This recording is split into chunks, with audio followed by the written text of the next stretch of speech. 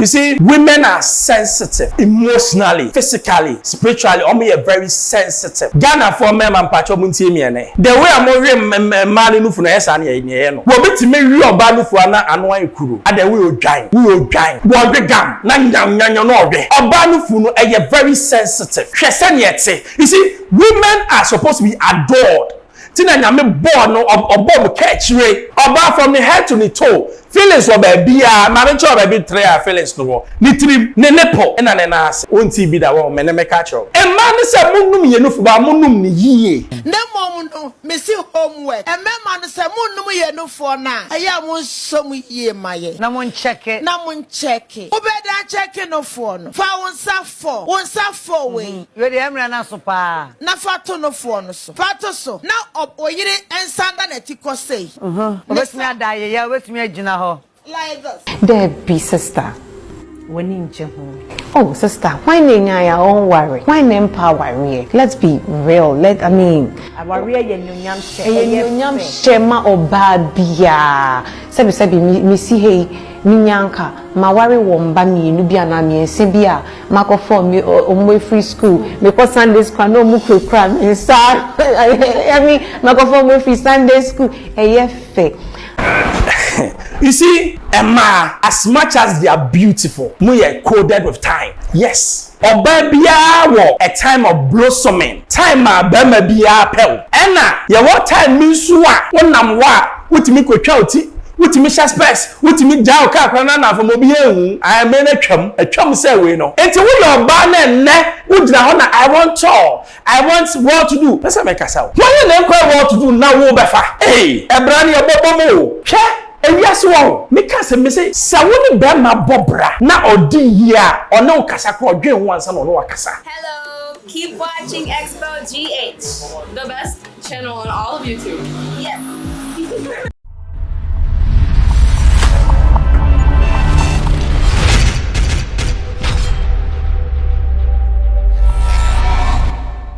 Hello, hi Xposed GH.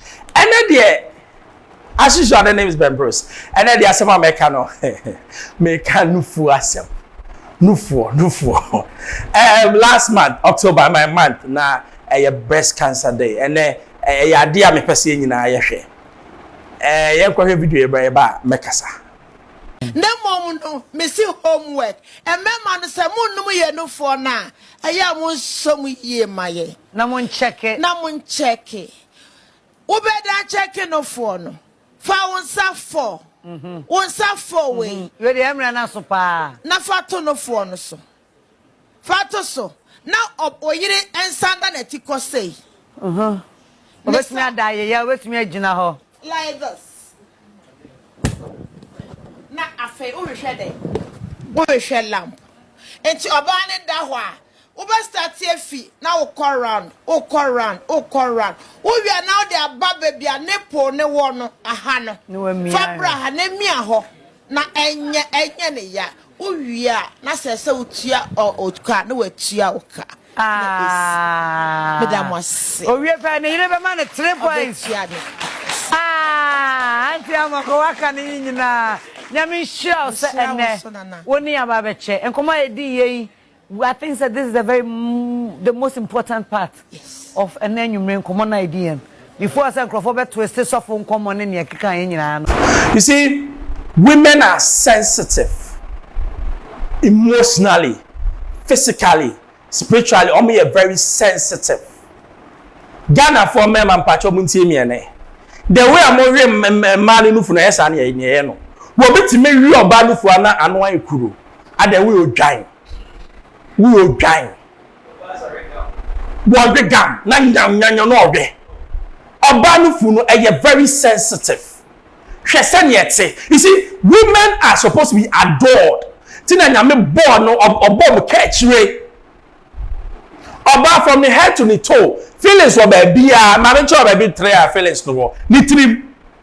Ne nepo. Ena ne na ase. Wonti bi da wo me ne meka cho. Emma ne se munum ye no fu ba munum ni yiye. Memma ni bi wo ha oso wo posa no fu wo posa.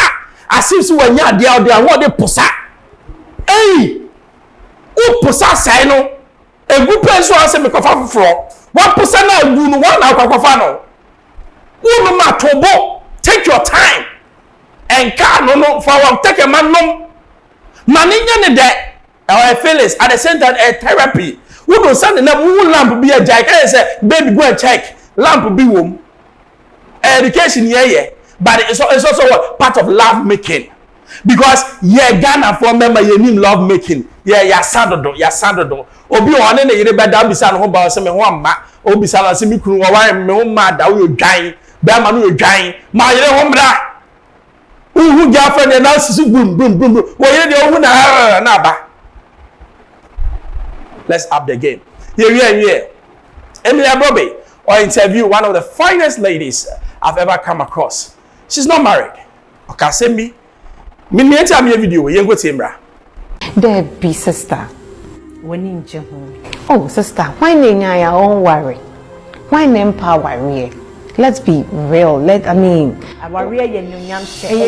Shema or bad biya. Sebi mi see hey minyanka ma worry womba mi nubia na mi sebia mako form mi omwe free school because Sunday school no mu kura mi sir.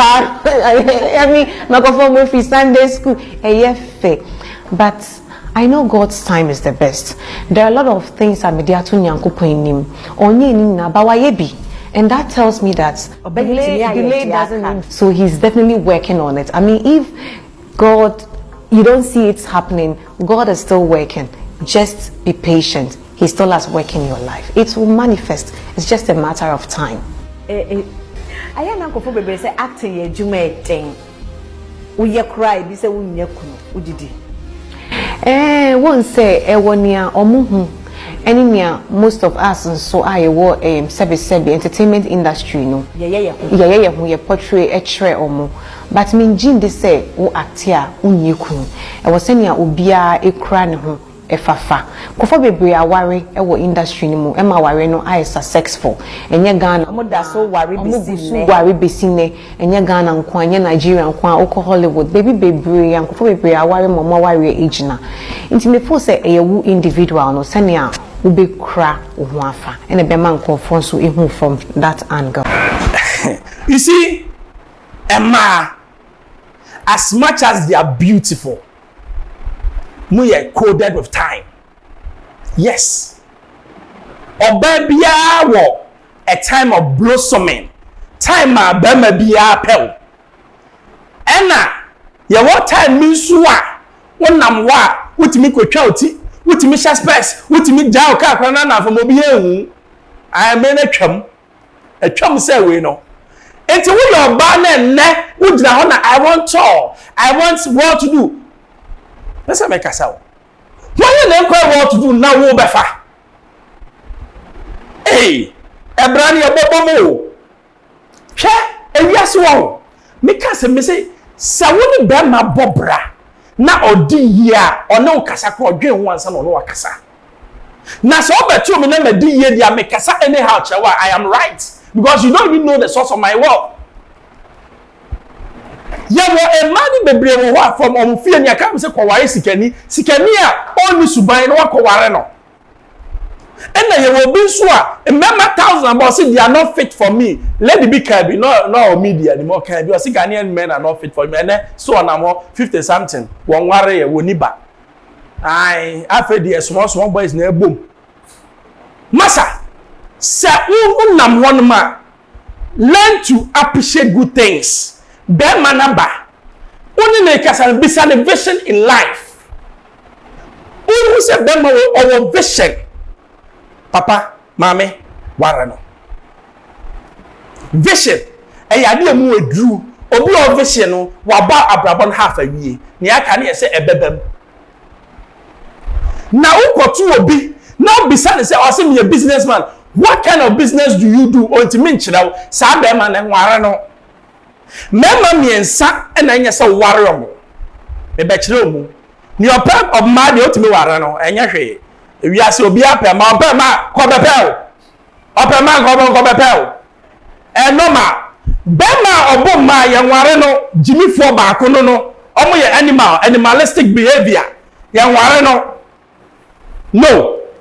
Bema of Felisa who na ese wo hwe no saa bema ne enware no esuno se only bi na onya bi o mawo what you say esun bema bi wo hono ma ono onya ya kwati fie ne ehwe no saa bema no wagimi oni vision saa bema no ko first can ma kwa ma no ontimi nya yie saa bema ne enware no. The third one, which is more crucial, and you'll be a so nyame. Aye. Uso nyame and never be our own yet. Uso nyame. Obana and anything, what fun is a woman nearby. What fun is a home, be obeying you feel it. Nani nina kwesino, bemo bajuma wompem. And no dear, yes. Don't say, Edmana kwesi. Enti ma monam.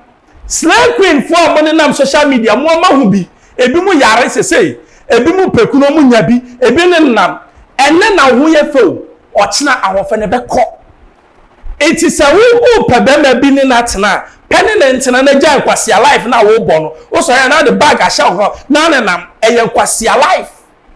Work with your hands, make money so that obema yi a wo so wa yi bi oba na se onyi sika no we are only been young wareno, so about a useless woman. Yes, I said me here also yibi. Me who now me beside say, what do you do now? Cause you do nothing. I don't even want you as a friend. That man confer about on your juma, a waste of time. On your mono, on your juma because only nothing to do with on our life. To confirm what is she bringing to you? Your mom will add what value to your life. It be me take you away. Ghana for me, Mamunya said they be a cover or mom take you away. Let's go for people who have got value to you. I expose you to Svck Brεast. Subscribe here. Subscribe, mommy. You're the two. That's like a be man.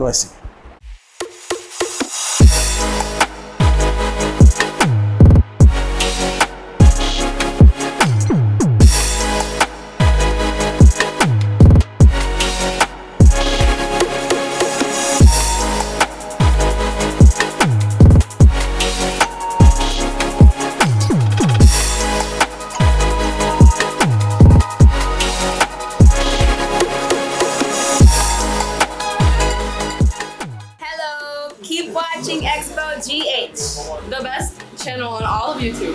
Yes.